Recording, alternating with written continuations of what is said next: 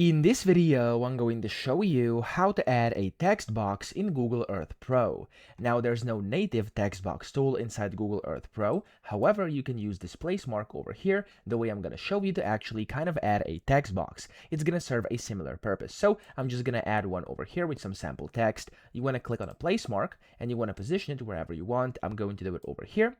And the first way you could do this is by typing in the description. So I'm just going to type in, hello, this is a text box. Okay, I'm gonna click on over here where it says okay, and when you do this, if somebody clicks on that specific place mark, or of course you do, it's going to give you your text box over here. However, that may not be the most convenient, so we can go and use a separate way as well. So let me actually give you a different one. I'm gonna go and add a new one over here, for example up top, and now I'm going to type in over here. So I'm going to type in hello, this is a text box, and as you can see, it's going to act like a text box over here.